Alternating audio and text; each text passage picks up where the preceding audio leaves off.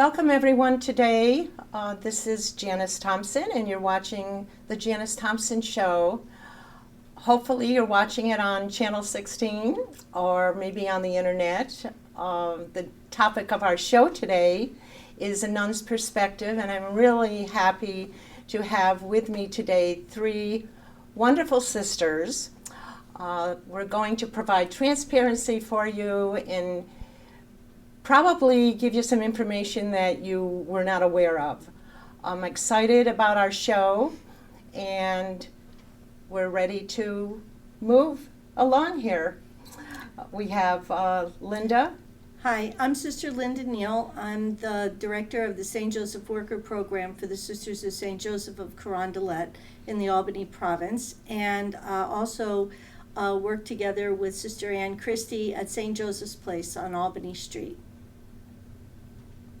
And Sister Ann. I'm Sister Ann Christie Brink, and I am ministering presently at St. Joseph's Place at 837 Albany Street with Sister Linda and the help of some of our other sisters and associates who have volunteered to be with us there. It's a ministry sponsored by St. Joseph's Parish. And I'm Sister Betsy Van Dusen, and I'm the Director of Community Partnerships for Catholic Charities of the Diocese of Albany. Well, I thank you so much for being here. We're going to get going right away, and we're going to start with Sister Ann. Yes. And we're going to talk about the history of the St. Joseph's Order. Thank you. Mm-hmm. The Sisters of St. Joseph began in 1650 in a very small village in Le Puy, France. A Jesuit priest, Father Jean-Pierre Médaille, was working with a group of very devout women, and the times were very difficult. There's much poverty, and the women were looking for ways to better themselves. And one of the ways that these five first sisters of St. Joseph taught them was how to make lace. And we do have some lace here today from Le Puy, France. Isn't that lovely? Now, is that a cotton? It's a cotton lace, and then this is one of the women who was working with this lace.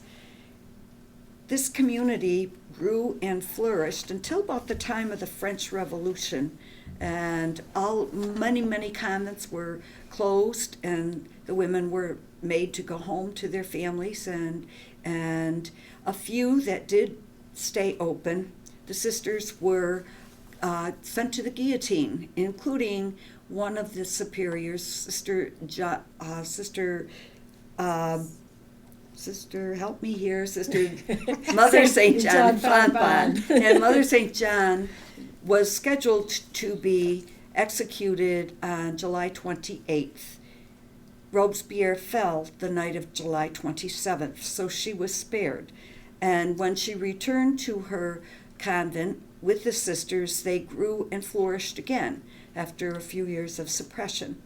And they were asked to go to another diocese in Lyon, France, and there again they flourished.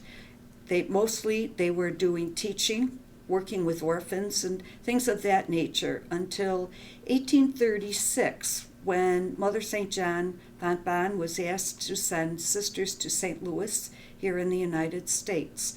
And at that point it was pretty deserted, and there were many travel difficulties, but the sisters arrived, 6 sisters, including Mother St. John's 2 nieces, very young women, sailed across the ocean and landed in New Orleans, and then came up the Mississippi River and landed at what we now known as the Old Cathedral in St. Louis. And from there they settled in Carondelet, which was a real Spanish village outside of St. Louis. From there, they started a school for the deaf, and that school is still going today. It's called St. Joseph's School for the Deaf, very internationally known as a wonderfully way for the women and young men and women to learn how to speak better and how to hear and how to do the things that they were taught to do. And then from there, they began teaching, and for many years that was our apostolate teaching, nursing, some social work. in 1858, we were invited to come to what was then the Albany Diocese. And so the tale goes, we arrived in Oswego, New York during a terrible blizzard. And from there, finally got ourselves to Troy. And again, here in the Albany area, Syracuse, Binghamton, we really flourished. And today number about 330 of us working, ministering in all different things. Since Vatican II, we were kind of encouraged to go out and meet the needs of the times, which we have done in many, many ways. And you can, when Betsy and Sister Lynn and I talked about our various ministries, very few of us now are in education or nursing. We do a wide variety of ministries, which we'll probably touch on later. So what was the year that it opened up in this area? Approximately 1858. 1858. Mm-hmm. And were there other orders here at that time, or were you kind of the first order We in this probably area? were do you one think? of the first. I think the Daughters of Charity might have also been here. Mhm. Yeah.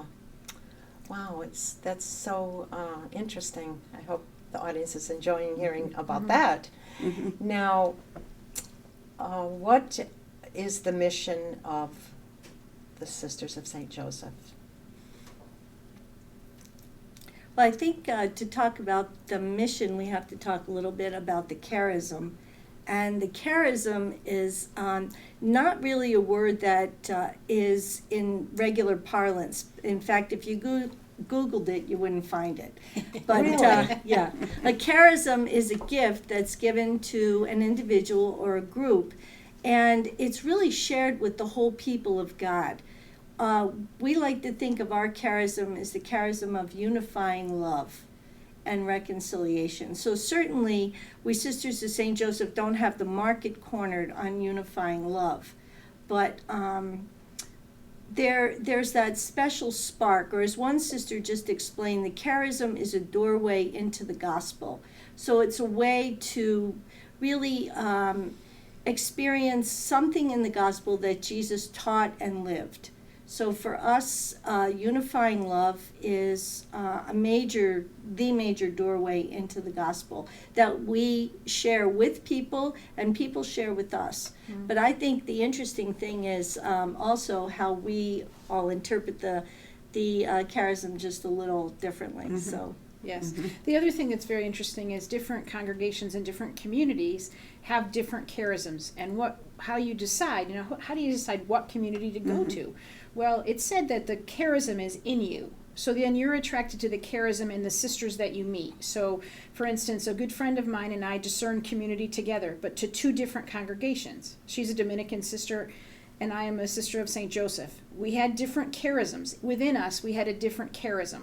And so we followed and went to the charism that we experienced in the two different communities. Yeah, interesting. I wanted to ask each of you, what attracted you to the Sisters of St. Joseph as opposed to the Sisters of the Resurrection or the Dominicans? Mm-hmm. Sure. I'm happy to start. I came to know the Sisters of St. Joseph when I was in high school. They came to Schoharie County. I grew up in Schoharie County to begin Catholic Charities. Interestingly, I'm working for Catholic Charities again. Sure. What a wonderful organization. and they do so much universally. Thank you. It's just Yes, amazing. And so I became attracted to them, and I had the opportunity to do service and one summer with them, and I just thought, there's really something to the work that they are and the work that they do and the people that they are, and I'm just feeling really attracted to that. And I was young. I was 14 years old, and I just thought, I should really do this. I really feel like I need to do this. Yeah. I waited a very long time before I actually entered the community, but I had the call. I really feel like I can identify the call from the age of 14. That's beautiful. How about you, Sister Ann? Well, I had the Daughters of Charity all through school, 12 years of the Daughters of Charity. And where was that In now? Endicott, New York. Oh, okay. And I do love them to this day.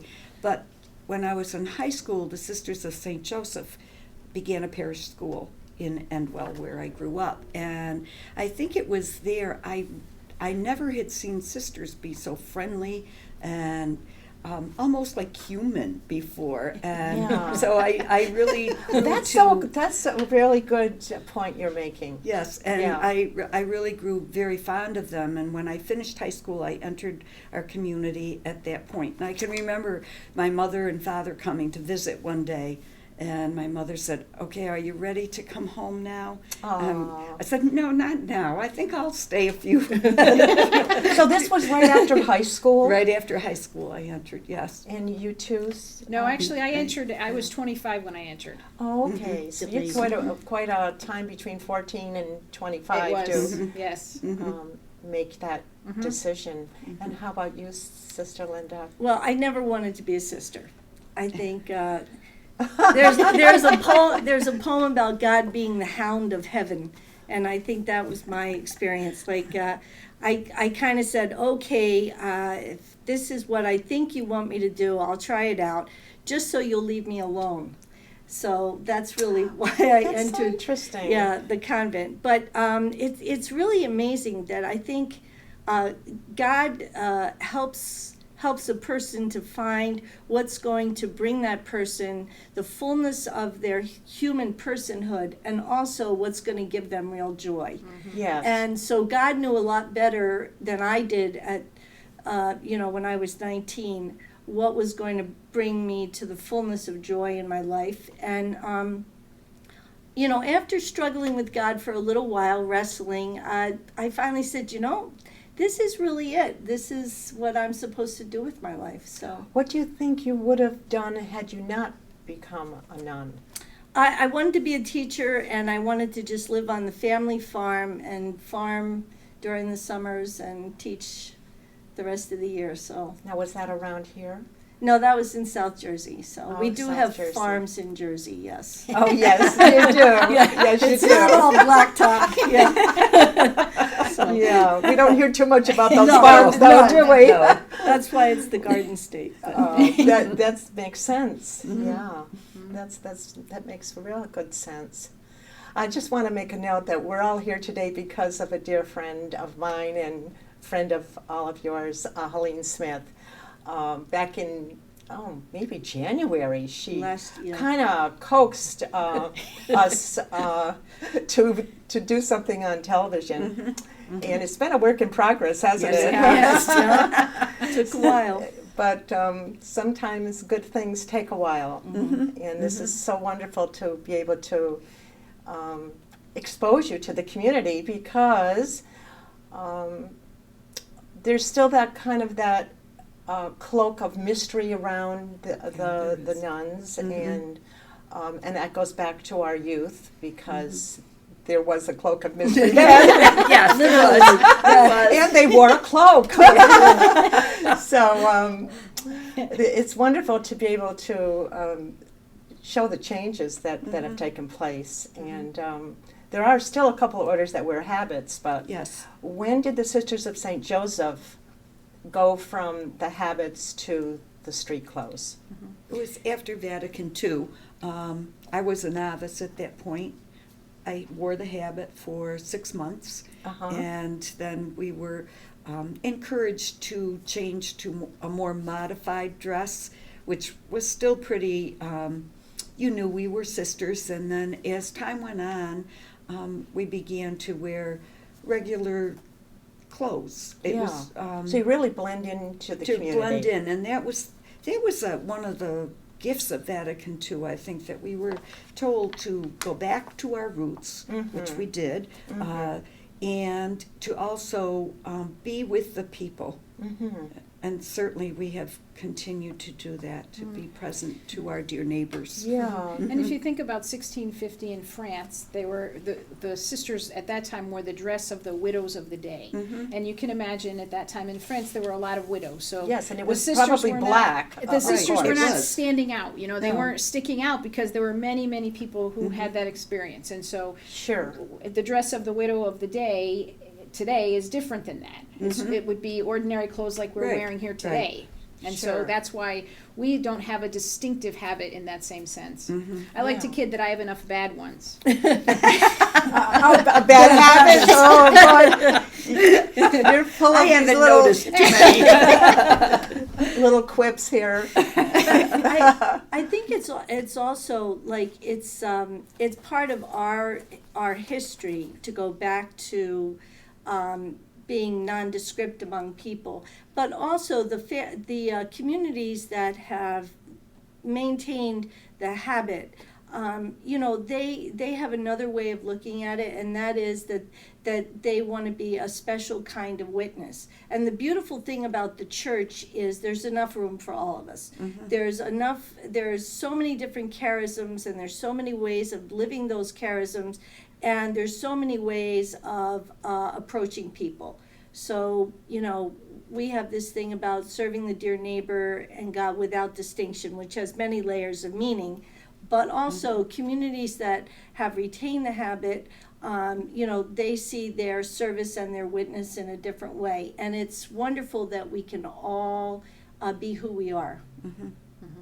And be Yes. friends with each other. Yes. We Yes. have really gotten And- to and- know many different communities, and that has helped us grow. Yeah. Now, your main focus is Schenectady, but you, sister, live in Latham. Sister Ann Christie lives in Latham. Sister Ann Christie Yeah. lives in Latham. So, do you reach out to the whole capital region and the greater capital region, or Yeah. what would you say? Yes. Primarily, the Albany province of the Sisters of St. Joseph would be situated primarily within the Albany and Syracuse diocese.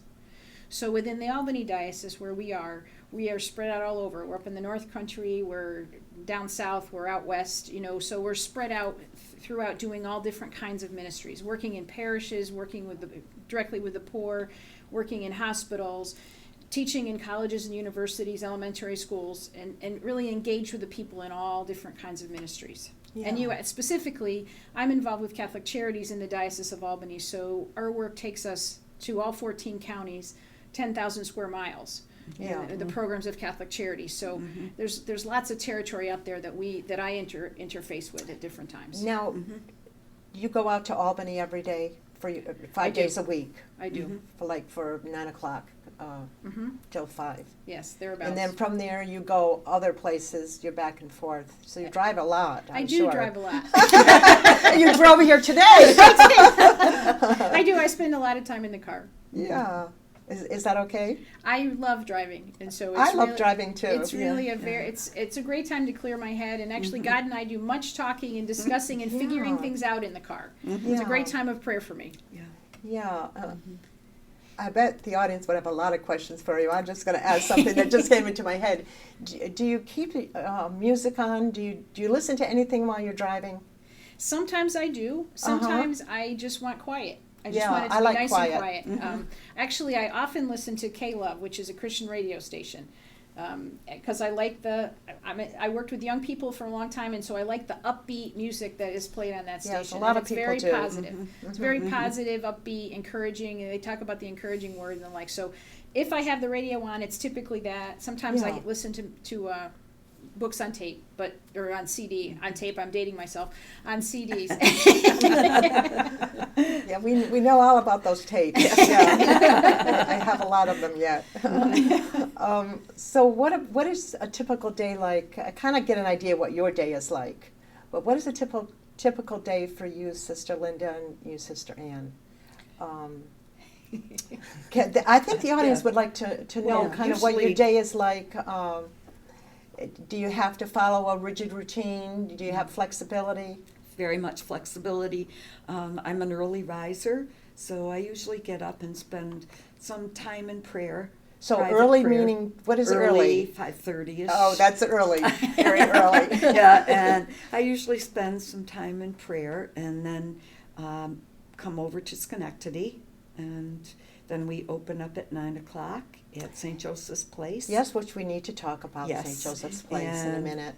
We leave around 3, but that doesn't mean we're finished at 3 because Yeah. there's still many other things we do to prepare for the next day, and I'm involved in some community affairs back in Latham, and so. Oh, nice. Other yeah. things other Oh, yes, than yes. the ministry. Yeah, we all are pretty much involved in boards, committees. Oh, that's and- really nice to know. Yes, yes, yes.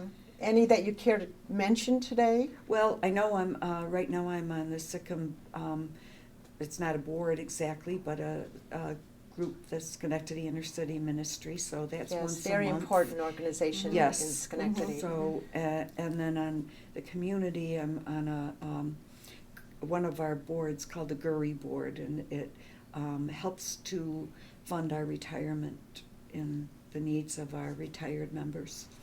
Oh, nice. Mhm. And that's Guri? GURI, it's named after one of our former provincials, Mother Athanasius GURI. Mhm. Oh, nice. Mhm. So, well, we need to make sure everyone is taken care of financially. Right, right. And Mhm. so that's a big help, It apparently. is a big help. Mhm. Now, what about you, Sister Linda? What is your day like? Are you as early a riser as I would like to think Not so. usually. No. more like Well, 8 o'clock? Or? No, Oh, earlier no. than that. Oh, huh? yeah, yeah. Oh, okay. Sister Betsy and I live together. So, Yes. and we pray. My hope would be to get up earlier than our usual start time. For a while we were praying at 6 o'clock, and then we kind of moved our schedule around a little bit. But to pray and then to pray together, and then I do on a good morning I do a little yoga, take a walk, Oh, nice. have breakfast. So do you walk in the Um, neighborhood? Yes, I like Okay. to call it my gratitude walk. So, just thanking God for all the things all the gifts, and, thinking about what the day is going to bring, or, praying Yeah. about what the day might bring. So, That's yeah. nice. Now, if the weather is inclement, do you go to a mall? No. No. No, the way Never. I try to Never. never. I would not be here. So you no. just don't walk that day, Yeah, yeah. really? But, Okay. yoga is good. So Yeah, yeah. it's more and more popular too, isn't Yeah. it? Mhm. So Very helpful for people to keep centered. Yes. I and think. and Yeah. it's good because one of the things, Jesus said go out in twos, and one of the things about living with another sister or a whole bunch of sisters like Sister Ann Christie does is that we have each other to support, like for prayer especially, and Yeah. and for sharing, doing fun things together, eating ice cream together. It's it makes nice, it all a twosome. more. Yeah, Yeah. yeah. Now the cooking, do you share, or are you the only one that cooks? Well, one of the great things about communal life is you have the opportunity to use the gifts that you're best at. Yeah. I love to cook. I really love to be in the kitchen. I find it a very creative outlet and a really wonderful opportunity to just think through things and all of that. So I typically do the cooking in our home. But one of the gifts that Sister Linda brings is she's very organized and she loves to clean. Oh, well, perfect. So it really she does can work clean out very up well. after So your I don't cooking. It's not hard. It's I not usually hard. clean up after myself when I you cook, do. but You do. but it's a really nice balance because I really enjoy cooking and it's a Yeah. wonderful outlet for me, and Sister Linda really likes to keep the house in the Yes. tip-top shape. So Yes. it's a really great connection. And I'm a sure great your community. landlord appreciates that too. God bless Helene. Yes. And we like to eat. Yeah. So there's a contribution to eating the cooking. Well, I enjoyed your applesauce. Oh, I'm so glad. I am so glad Helene shared that with me. If that's an example of the rest of your cooking, I'm on board. Yeah. That's wonderful. Do you typically do fish on Fridays, just out of a habit, or? Actually, to be perfectly honest, I'm almost a little too young for that. I mean, it's not that it was gone by the time I grew up, but it wasn't a part and parcel to my. It was when I was a little kid. We did no fish on Fridays, but in my adult years, that was really not a part of the practice. Certainly during Lent, we abstained from eating meat on Fridays and on holy days and the like. But it's not every Friday that we have fish. Yeah. And we don't really eat much meat. We, No. Well, you're both, all of you, I think, are environmentally conscious. Yes.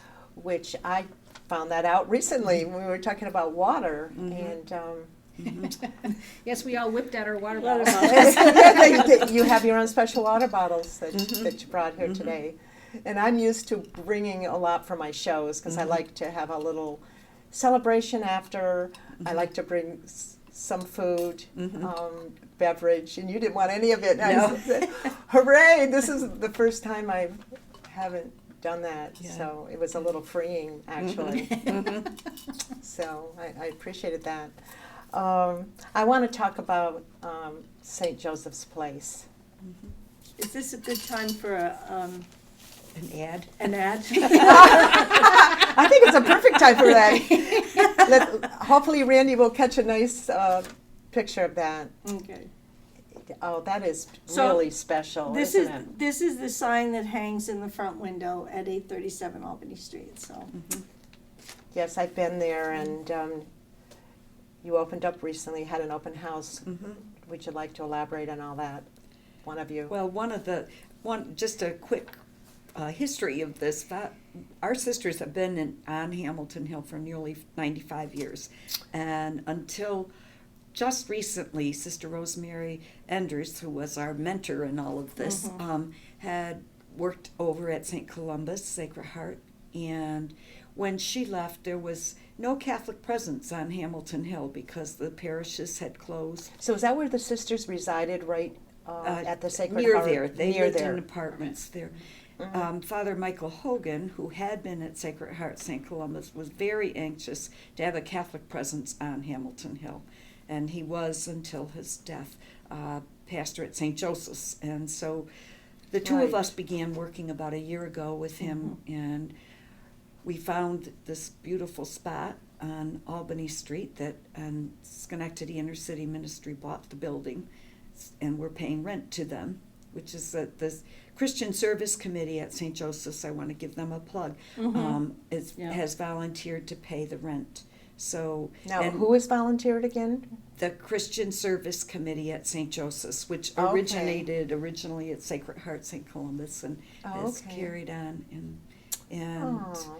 so, Sister Linda, do you want to talk about some of the other things that we do Yeah, once and we're there? and the purpose of purpose St. of Joseph's, which you shared with me. yeah, it's really a place of hospitality for folks.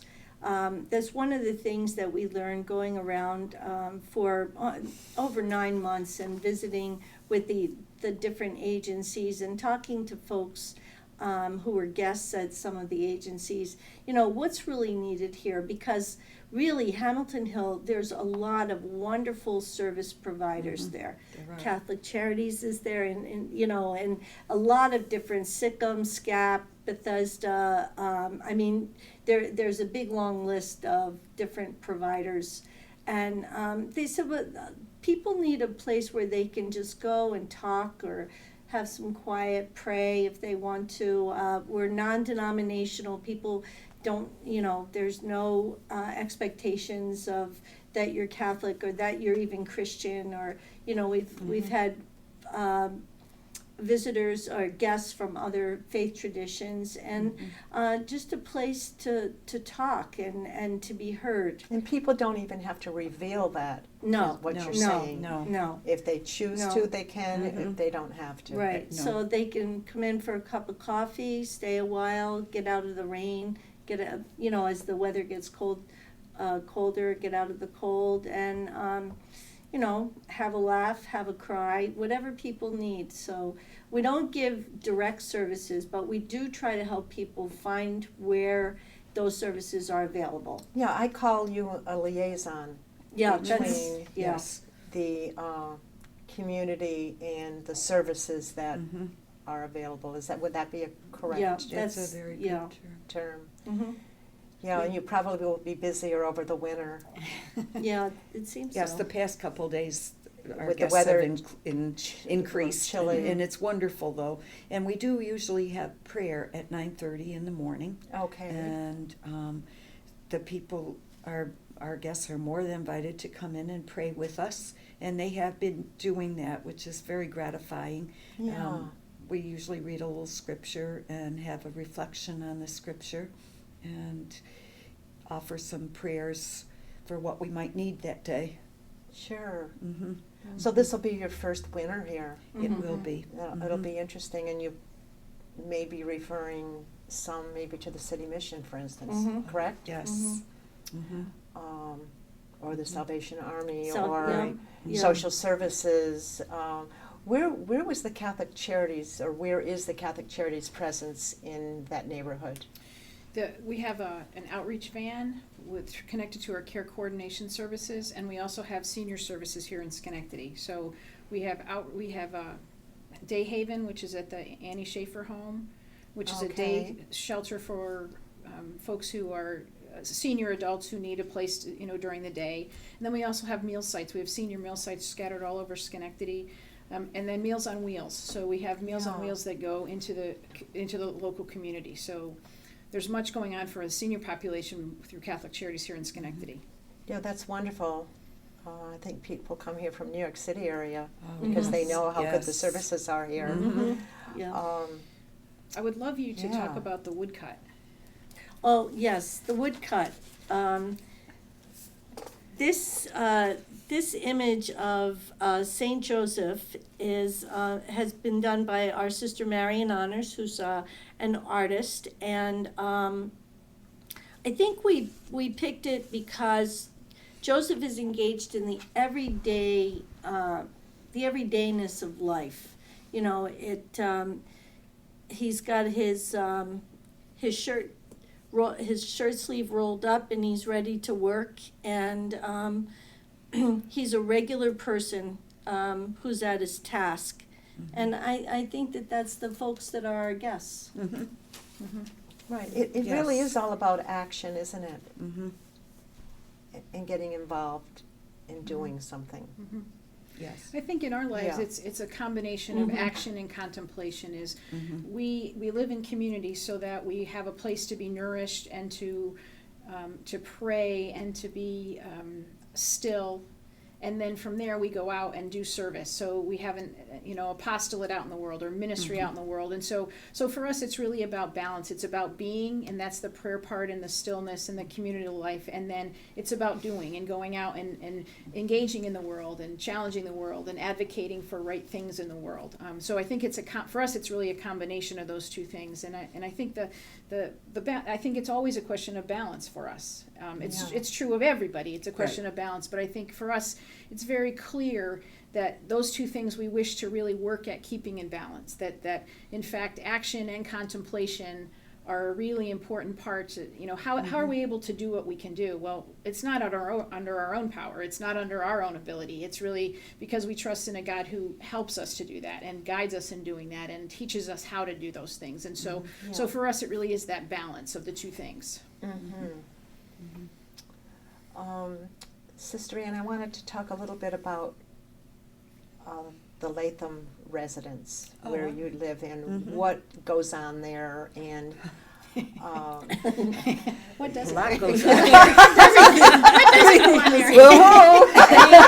day is a different day. Well, it's, as Betsy said, it's home to about 165 Sisters of That's St. a Joseph. lot. And we also have Really? welcomed into our home and are part of us now are the Sisters of the Holy Names, who recently their mother house was taken over by Holy Name Academy, and so some of their sisters are residing with us. I think right now we have like 7 Sisters of the Holy Names, and it's hard to tell who's who. Yeah. And they fit very well we fit very well with them, and they fit very well with us. That's also home to our administration, our province leaders, and the various offices that go along with that administration. We have a hairdressing for the sisters. A hairdresser comes in 4 days a week, and then we have a room where there's a sister who sews beautifully. She makes all the drapes in the house. Another sister who does all kinds of crafts, and we have a gift shop, which is mostly the crafts of the sisters and our associates. And then there is a place for a room is used by the colony seniors staff, and they use it for Bright Horizons. It's a program for those people who are living with dementia, and usually we have 7 or 8 of our sisters there, so it's a very wonderful mix of lay people and sisters. So 7 or 8 of them living there? No, they don't live there. Okay. The sisters live in the house. They're on, Right. and then the other families bring their family members Oh, in like- by day. like It's a day- a daycare. daycare, It's a okay. daycare, yes. Mhm. And we have Carondelet Music Center, which one of our sisters began over 25 years ago, Sister Patricia St. John. Mhm. It's a place for young and old alike to come and take voice lessons, do all kinds of musical Really? instruments. Anyone? Anyone. Really? hmm And Well, in who fact, would- some of our who older really sisters would have- know that?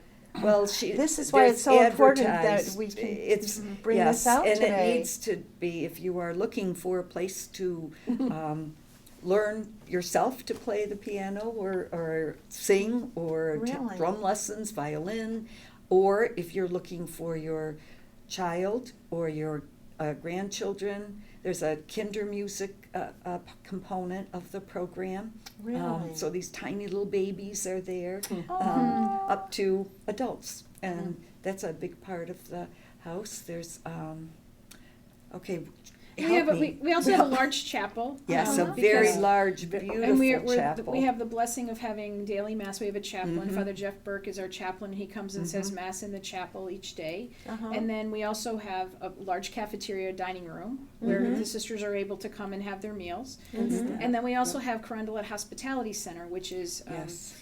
a few 6 or 7 years ago. We decided that we needed to how do we make this space more usable for us and more helpful to the community. And Right. so we renovated an old auditorium space into what's now Carondelet Hospitality Center. And we have guest rooms for people to come and use, and we also have large spaces, auditorium spaces, and smaller very comfortable meeting rooms for people to come and use for their, they have a conference or they want to have a Sure. meeting, they want those kind of things, and so they come and are able to use the space.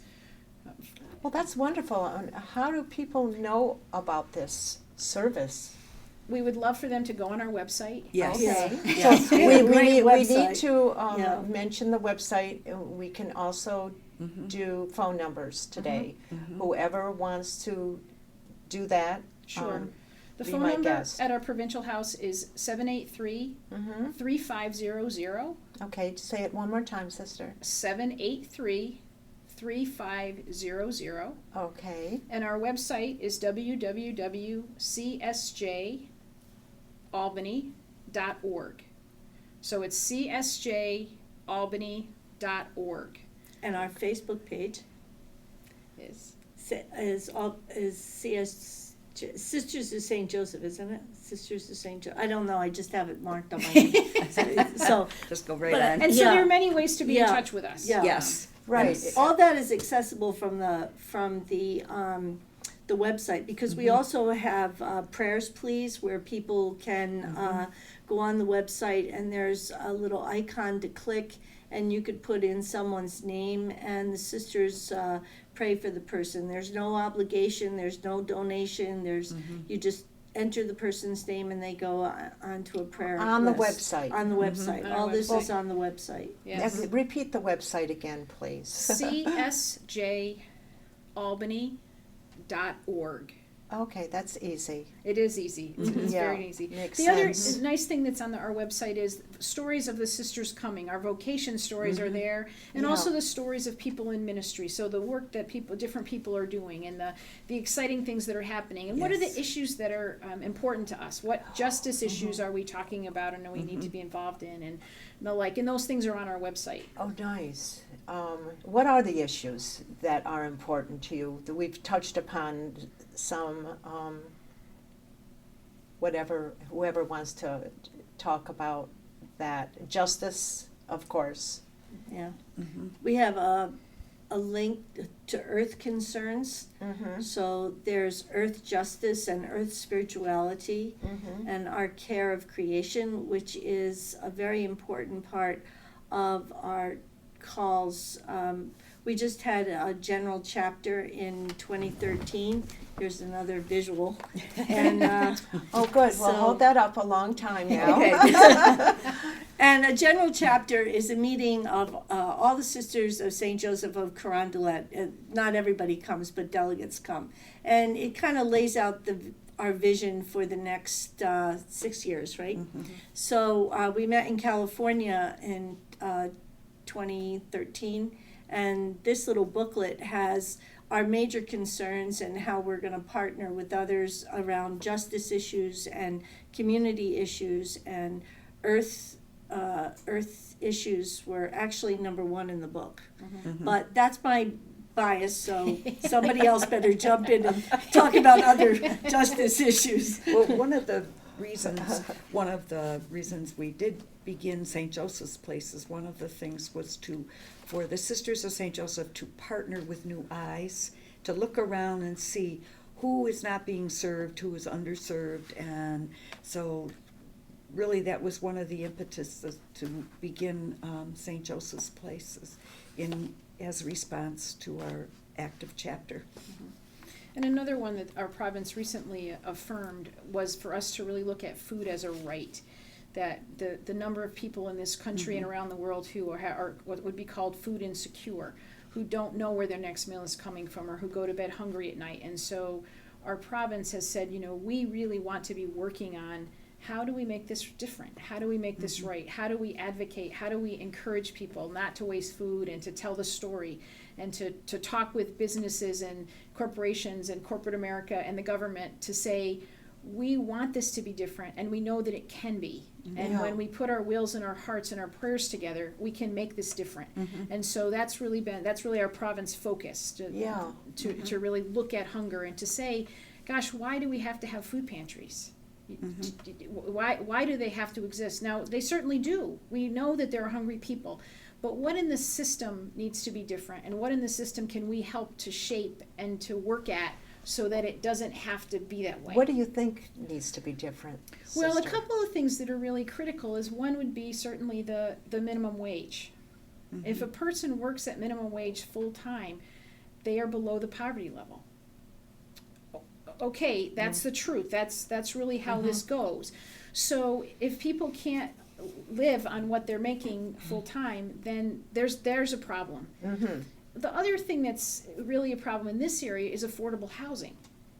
So that if I'm making minimum wage and it's tough anyway, but I'm paying 70% of my income in rent, not to mention utilities, not to mention food, not to mention transportation, there's a disconnect there. And so I am never going to get out of that problem. So if there were two things that I might identify as really needing to be addressed, would be those two things: is how do we raise the minimum wage, and how do we continue to develop and continue to work at affordable housing and making housing available to people, and decent housing, and because there's certainly some would say that there's certainly housing, Right. but in places that maybe people don't feel safe in living, Right. that it's really not a safe house. It doesn't have heat. It has broken windows, and so how do we work together as a community to continue to make those two things move in direction? And then if people are able to make enough money, then they can do what they need to do at the grocery store and all that, Exactly. so that And there's those more two money. things connect. There's more money for everybody. Precisely. Really. Precisely. Who do you appeal to get this information talked about? Who do you appeal Certainly. to? Or do you? Is there a conference or even a national one? Certainly local. You need. Certainly. Well, it's really, the minimum wage is a governmental, it's determined at the federal level. What's the minimum wage going to be? So that certainly we need to continue to advocate and continue to ask for that to happen, so that at least we're moving up in that, the minimum wage. In terms of housing, I think we need to be mindful of what is available and what can I do. If I know somebody who is, or I know a house that's available, is there some way to make that affordable? Is there some way to communicate with organizations that are doing housing to say, oh gosh, this is available and it might be a good thing. Habitat for Humanity, as we know, is working very hard, has been working around the world since 1976. And doing housing, but they can't do it all. Nobody's doing housing can do it all, and so that we just need to keep working at that, and we need to keep talking about And it. it's complicated process. It is a complicated It is. process. I It's mean, very there's a complicated. lot of layers to everything that you're trying to do. Mhm. And it's just peeling the layers away to get to the root of it and Yes. just being persistent about it. Yes. And to Really? really, and to have the will to keep working at it. Yes. To say, it's Yeah. not okay that people go to bed hungry at night. Yes. No. It's not okay that we have to keep having soup kitchens and food pantries because people need them. Well, they're more prevalent, aren't they? Oh, Well, yes. The need is. I mean, The it need grows is- every and year. The need Oh. continues to grow. And it's not Yes. okay that we don't pay people a living wage and that they don't have a decent place to live. Mhm. In what we would say the U.S. is a place of bounty. Yes. I think for a lot of the folks in this country, they wouldn't speak about it as a place of bounty. And Right. so we feel as Sisters of St. Joseph and as religious women and people of the church that we need to keep being about it. We need to keep, I like to say, stirring the pot. You know, raising the Definitely. issues, talking about it, asking the questions, just to make people continue to be aware and to continue to be conscious about, they're my brothers and sisters. They're not those people. Right. They're my brothers and sisters. Mhm. They have a name. They Mhm. have the hopes and dreams just like anybody else. We have those hopes and dreams. People have those hopes and dreams. And so how can we be a part of their life such that they can, and St. Joseph's Place really is that. It's a place where people can have dreams and to start to realize those dreams. And that's what's very exciting. Well, that is exciting. Mhm. And you're right in the heart of the Hamilton Hill area. Yes, yes. Mhm. And that's probably the best place to be, isn't it? It feels like it for is. this. It is a wonderful place to be. It Yeah. is. It's a good. Mhm. No, I think one of the things like Betsy's talking about, the church talks about the 2 feet of service. One is direct service. I think like we're doing, Catholic Charities does direct, but also the other piece where we have to look at the systems and help to change Yes. the systems that are broken, that don't work, that, because otherwise, direct service is wonderful. It's in the gospel, Jesus feeds people and takes care of their present needs. But then also we're charged with changing the systems. And I think that's one thing Yeah. that we're, Sisters of St. Joseph are rather bullish about. And if we can use that term, we're supposed to be peacemakers, but, and that is systemic change. Yes, and this might be a good time for you to talk about our fund, or what you do, Lynn, the STEP program. Oh, we have a step board, and it's an acronym, like so many things in our CSJ world are acronyms. So it's systemic, Transformation for the economically poor. thank you. And, people can write grants. We do have a pool of money that the province puts up. That's really our money. I mean, It's- it's our tithing in a way. It's 1% of our earnings. Yes. And so groups can write grants, and the thing is that it has to be aimed at systemic change. And then a group of sisters meets, and we decide on, the viability and everything of a grant, and then different organizations are given grants, and some of them are in other countries, but a lot of them are local though. Now, talking about pay, does the Albany Diocese pay you? Is that how? No. No. Well, depends on Well, where depends you're on- ministering. Yes, Okay. no. Basically, in the earlier days, after the Vatican, right after the Vatican Council, before the Vatican Council, sisters were assigned a ministry. They were assigned to a school. They would get a list and they would be sent to a particular school to teach or that kind of a thing. In the more recent history, we have to find our own position. So we have to go look for a job. We have to send a resume. Well, that's very interesting. It's yes. So we Okay. would send a resume. We would apply for a job like other people would apply for the job, and then depending upon where we're ministry, would determine how we're being paid. Okay. So you get paid through Catholic Charities I do. because you're employed by them. I do. Mm-hmm. Yeah, And and and the two St. of you, Joseph supports us to the order. the order. Mm-hmm. Yes. Okay. Yes.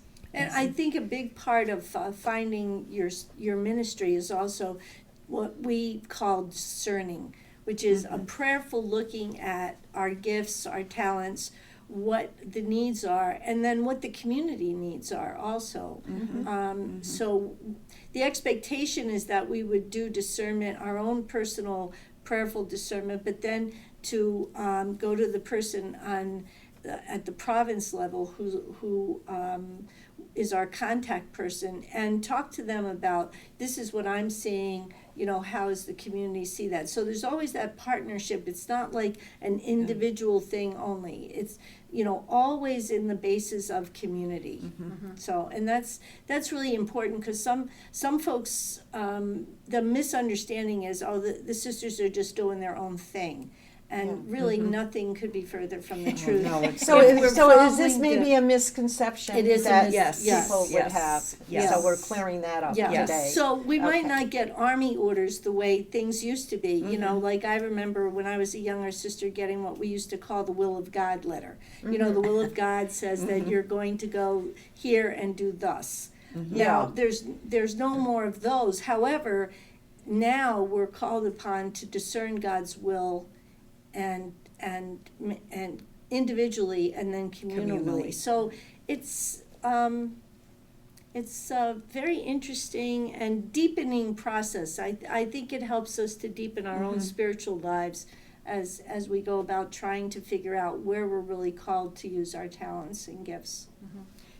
And I think it's important, we just didn't all of a sudden go from getting the God of Will letter to discernment and doing it perfectly well. We've come a long way in trying to do that. It was a work in progress, probably 50 years since Vatican II, to really get ourselves more acclimated to discernment and what that means in our lives, personally and communally. And it's been a process, of course. Yes.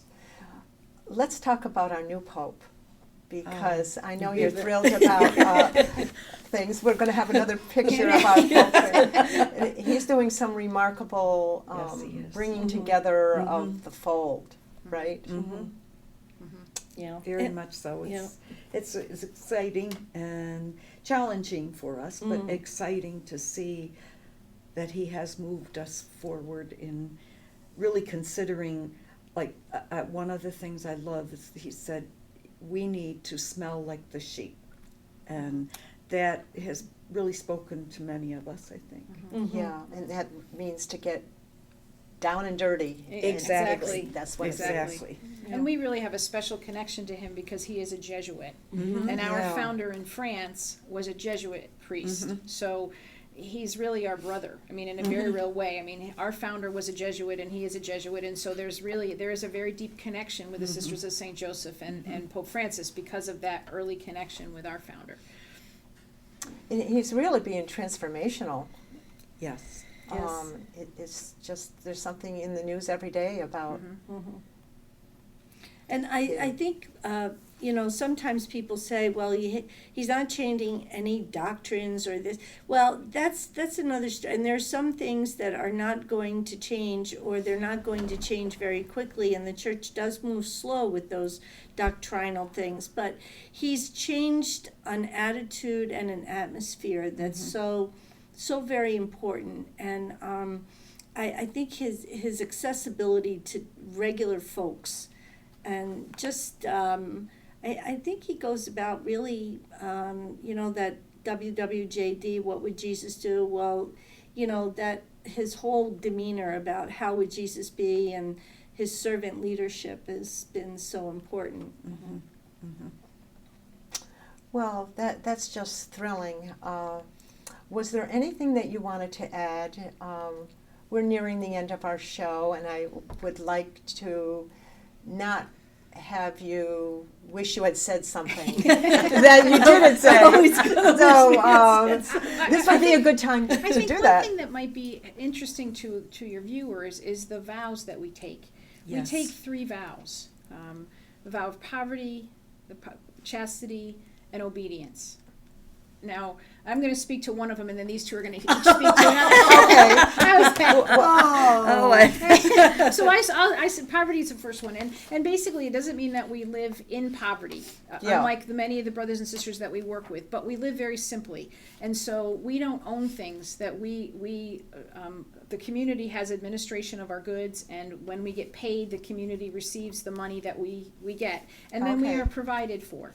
The things, that which we need, we are able to receive, and so that's really how we live poverty. We're not impoverished. Right, and you have But health we live- insurance of some sort. We I do. assume. Oh, definitely. And Okay. but we live Definitely. simply, and our vision in life is really to be about living simply and Less is more in many instances, Exactly. isn't it? Mhm. Well, that clears that up. Now the other two. well, the next vow in a short time. is chastity. Chastity. And where we might have thought of chastity as being almost sterile, we are not. You can tell that from how we are. But, How delightful. it means that we do not have a family of our own, as, for example, a husband Right. and our own children.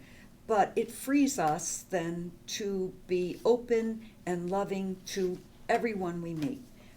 We do that imperfectly sometimes, but the intent is always That's so that beautiful. and that we live within a community setting, which I think both of my friends here have mentioned is such a support for Yes, for it us. fosters And that. It does. We really are very, very supportive of each other. I'm just going to make a little plug for St. Joseph's Place. One of our sisters came in and helped decorate. We have beautiful artwork from some of our more artistic sisters, and what we can't do, our sisters help us with. and Now, our is there a phone associates. number for St. Joseph's Place? Yes, but please don't ask us that. No, I know it. Oh, okay. 982-0035. 982-0035. So I think you're going to get some calls from today's show. Sister Linda, did you want to add to the They stuck remaining me with, one? They stuck me with The most obedience. difficult one, right? No, yeah, sometimes it is the most, but obedience, the root word of obedience is listening.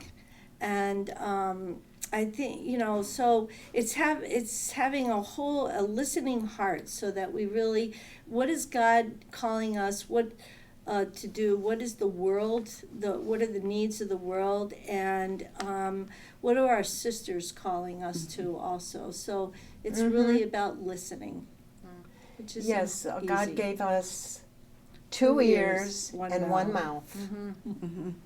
So that kind of sums it up, doesn't it? Yes. Well, it has been a delight having you here today. We talked about things that we didn't plan on talking about, which is always nice. It keeps it spontaneous. Yes. And you're just delightful, lovely smiles. And I think it's the first of its type, having an interview with Sisters of St. Joseph. And so I'm really happy that we are able to do this for the community.